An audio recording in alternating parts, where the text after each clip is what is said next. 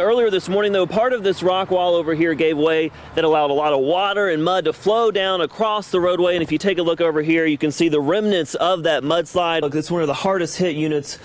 Huge hole in the ceiling from where these water pipes broke, causing the ceiling to cave in. You have drywall and insulation all over the floor. You have ruined electronics. Even though the fire broke out just a few blocks away from the fire department, the closest hydrant is across the street from Schoolhouse Road. That's where crews had to load up their water to get it to the fire. Second year for this event, a major accomplishment for Chattanooga. And that's exactly what their neighbors and friends are doing this evening, surrounding that family with prayer. Again, we've since learned that 35-year-old Candy Lockhart passed away from her injuries. Randall airlifted to a burn unit with critical injuries. Upon further inspection, he realized it was some sort of hidden camera device.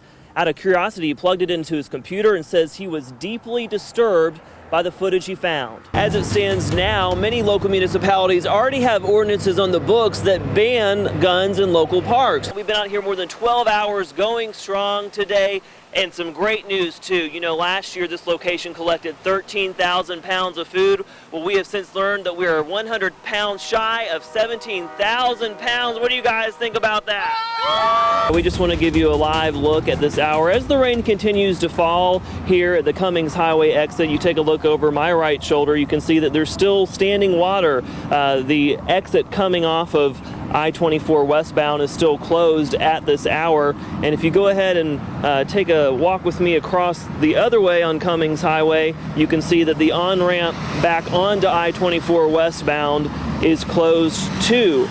As the home on Hauser Street burned, neighbors immediately ran to try and help the family.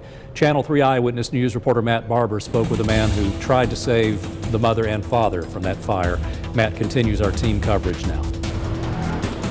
Yeah, that's right, David. It was a very emotional scene today in that neighborhood on Hauser Street. The neighbors there tell me that they're very close. They knew this family very well. And a man says as soon as he saw that smoke and the flames, he ran to that house and tried his very best to try to rescue both of those parents.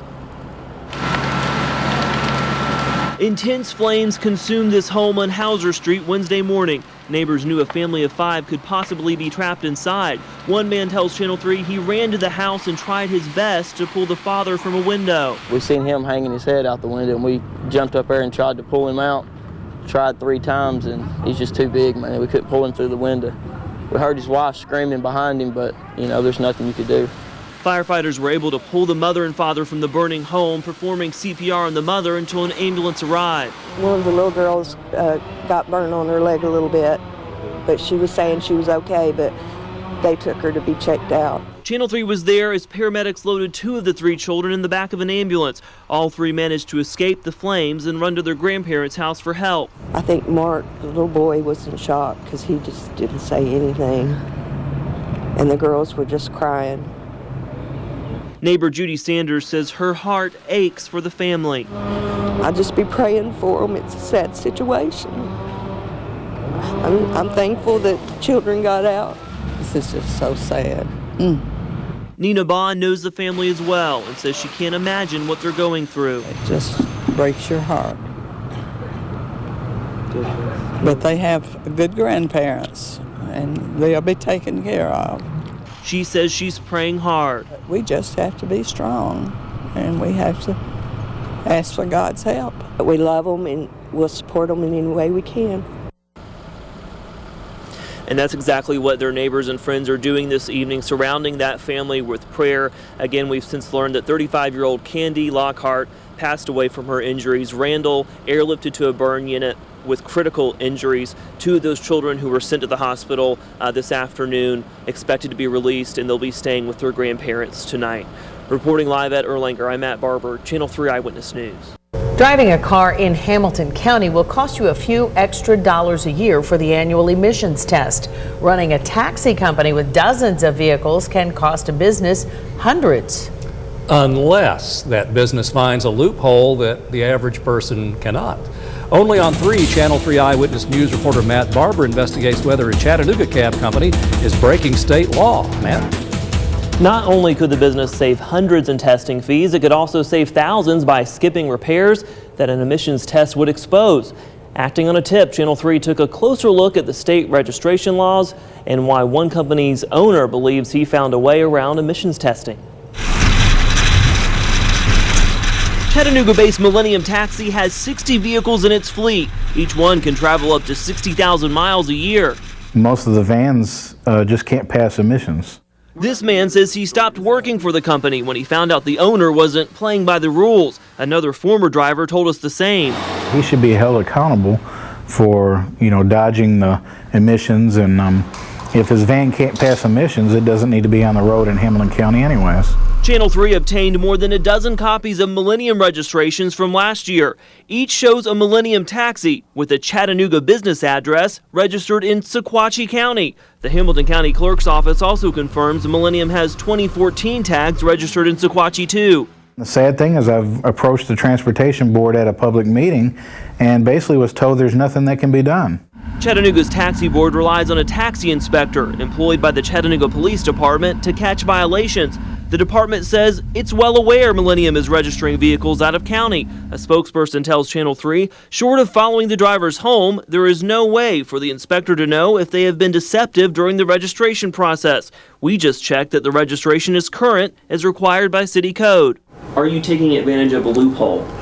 Not really. I think the state makes provisions for all businesses. Millennium's owner, Tim Duckett, admits to registering some of his taxis out of county.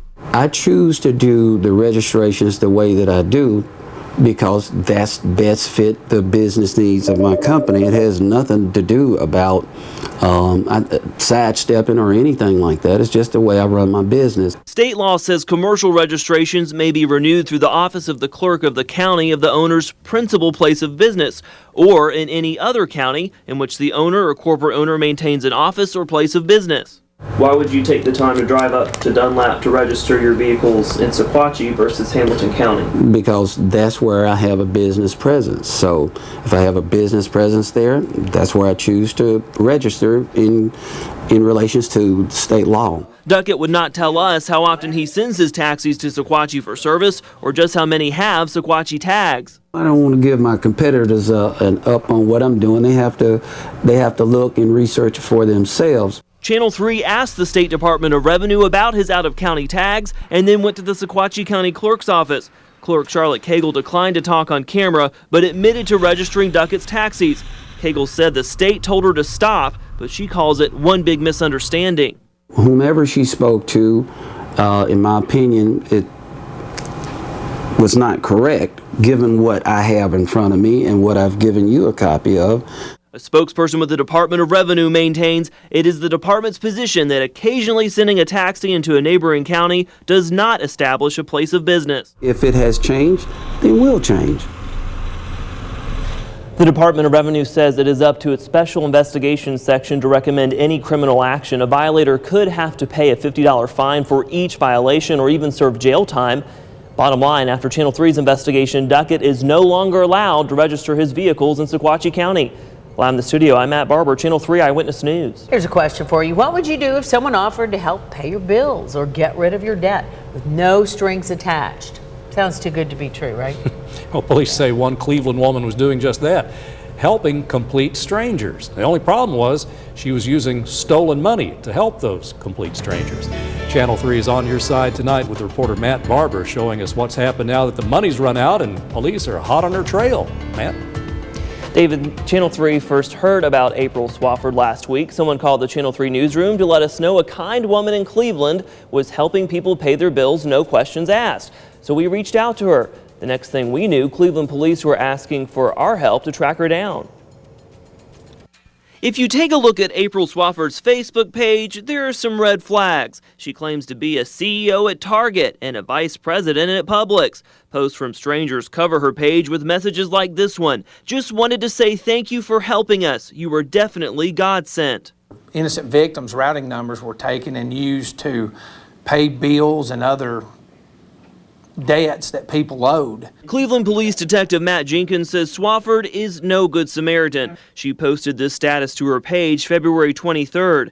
Anyone need bills paid? She posted a routing and account number and said, please pay whatever you want out of it. Thanks. This suspect has a personal vendetta against my victim. Jenkins says at the beginning of the year, Swafford got a hold of a man's banking information. It just so happens he receives financial help from a state agency, and she got a hold of that bank account info too. She was actually bouncing off both accounts at the same time, and she was ripping. There was thousands of dollars coming out both ways. More than $20,000 worth of strangers' bills were paid. Kind of strange. Usually people do this sort of thing for financial gain. And there were hundreds of thousands of dollars in payments that didn't process once police got involved. The people on the back end where it's bouncing and coming back and they get their stuff turned off, they're in the same boat they were in when they were begging for help in the first place. One woman told us she was expecting Swafford to pay her mortgage this month. Before investigators were on her trail, Channel 3 asked Swafford why she was helping so many strangers. She said, "I believe in helping others in their difficult times." We tried contacting her again now that she's wanted, but got no response. I guess that's my job at this point, is to prove her innocent or guilt. I have my doubts at this point. And police say this is an example of why you need to pay close attention to your banking statements. Swafford has denied all of the allegations to police. She was supposed to meet with Detective Jenkins today, but she never showed up. If Swafford has offered to help pay your bills, or if you know where she is, call the Cleveland Police Department.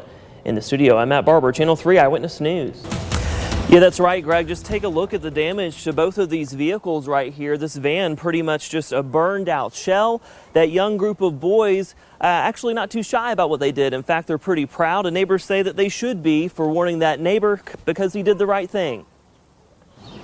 Glass melted. Aaron Garcia, Hector Guzman, and Brian Bernape look at what's left of their neighbor's car. Fire started from the inside. The three were playing soccer outside at the Whispering Pines trailer park when they saw smoke coming from the van. First it was just a little line, and then a few minutes later it started to get more fire. We started to get back. We were like screaming to tell everyone to come out, come out. So I told him, go knock on the man's door. Cover your door. 10-year-old Aaron pounded on the door of the trailer as the fire spread. I thought like it was gonna explode like any second in front of us. Like we weren't gonna run like enough time. I was getting so scared because I thought any minute it can get close to my house. 8-year-old Hector ran for help. I ran to tell my dad, and then my dad told my sister, and then my dad and my sister called the police. And he said my car is on fire. After Jorge Ruiz's roommate made it out safely, he called him with the bad news. It's very hard to me. It's very hard to me. Ruiz is thankful his roommate made it out safely, but his van and all of his tools used for his job are gone. Everything is burned. He has no clue how the fire may have started. It don't make sense for me, you know. But he does know his young neighbors are heroes. I'm very glad and happy that he come and knock the door, because my friend sometimes he's gonna sleep and he don't see, and maybe the fire is more bad and something happened more. As for the boys, do you think you guys are heroes? Yeah.